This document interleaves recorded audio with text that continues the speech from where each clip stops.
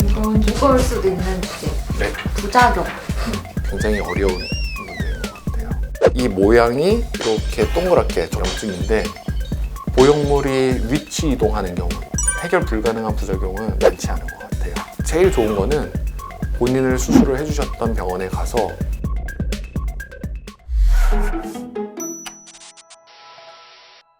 안녕하세요. 성형외과 전문의 황동현 원장입니다. 반갑습니다. 친구들 안녕? 친구들 안녕? 이번에는 조금 무거울 수도 있는 주제. 네. 부작용. 가슴 수술의 대표적인 부작용들은 어떤 것들이? 저한테 상담 와서 가장 많이 물어보시는 게 구형구축이에요. 보형물을 보게 되면 구형이 아니에요.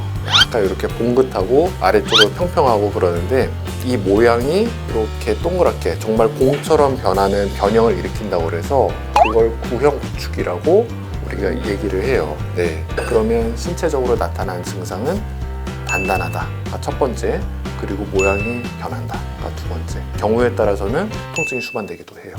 실질적으로 발생하는 빈도는 저 같은 경우는 대략 한 0.2% 정도 이렇게 발생하니까 무서워할 만한 수치는 아닌 것 같아요. 왜 발생하는 거예요? 보형구축은 내 체내에 들어온 이 보형물을 이물질로 인식을 해가지고 생기는 건데 이 이물 반응을 격화시켜가지고 생기는 거거든요.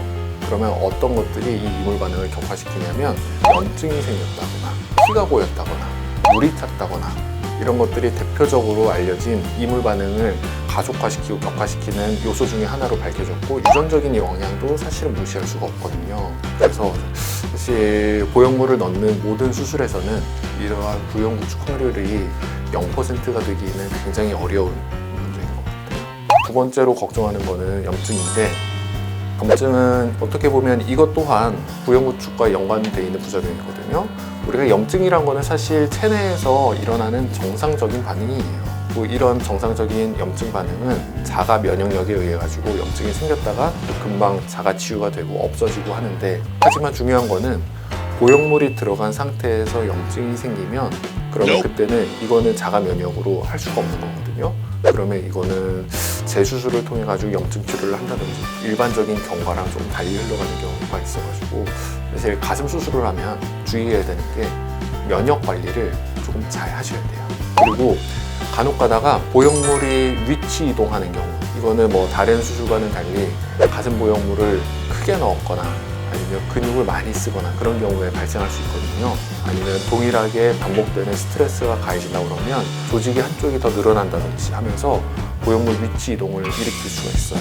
만약에 부작용이 났을 때 그때 어떻게 해야 돼요? 가슴 수술에서 부작용의 대다수의 원인은 보형물과 관련된 부작용이 많거든요.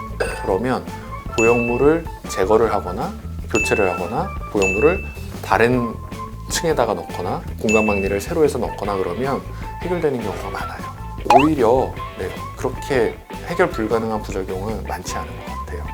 제일 좋은 거는 본인을 수술을 해주셨던 병원에 가서 그분한테 가서 수술받는 거를 가장 권해드리고요. 왜냐하면 그 선생님이 본인의 상태를 이 세상의 누구보다 가장 정확하게 알고 어떤 식으로 수술했는지에 대한 정보도 스스로 정확하게 알고 있으니까 그분 때문에 이제 수술이 잘못됐다 이렇게 해서 거기를 약간 적대시하는 거는 별로 제가 봐서는 좋은 생각은 아닌 것 같아요.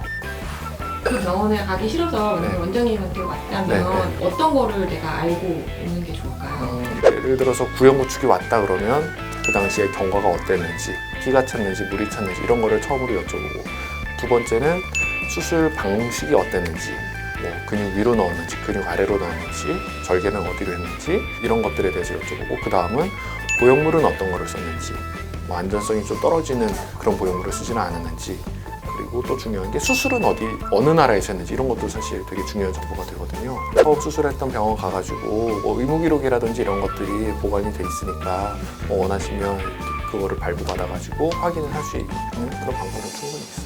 그럼 요즘 선생님한테 오시는 그 재수술 환자들의 가장 큰 이유는? 첫 번째는 사이즈 불만족이 가장 커요. 사이즈 불만족은 트렌드가 바뀌었기 때문에 생긴 것 같아요. 10년 전, 15년 전에는 선택하는 보형물의 크기가 지금보다 대략 100cc 정도가 작았어요. 100cc가 작았다는 거는 B컵을 만든 거거든요. 근데 요즘 B컵은 오히려 작은 사이즈에 속해버렸어요. 그러다 보니 그 당시에 만족스러웠던 결과도 시간이 지나면서 작게 느껴지고, 그것 때문에 첫 번째로 수술하는 원인이 크고요. 촉감 불만족이 두 번째예요.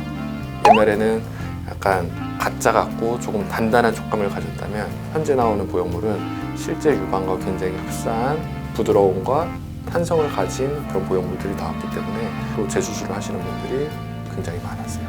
젊을 때 가슴 수술을 했는데 네. 나이 되게 많이 할머니 돼가지고 제거하러 오시는 경우도 있어요. 상당히 많으세요.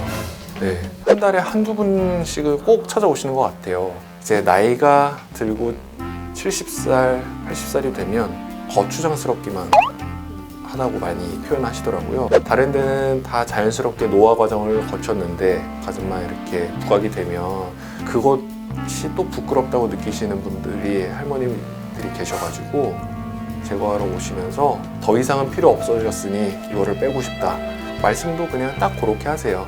그 공간은 자연적으로 이제 유착이 돼요. 그리고 캡슐은 그대로 남기는 방법도 있고, 캡슐까지 통째로 이렇게 같이 제거하는 방법도 있는데, 어떤 방법을 선택하든지 간에 공간이 닫히게 돼요. 모든 수술은 경험이 많은 만큼 또 수술을 잘 하실 수밖에 없거든요. 재수술에 대해서 경험이 많고 식견이 깊은 분이 당연히 좋은 결과를 내줄 수 있지 않을까, 그렇게 생각합니다.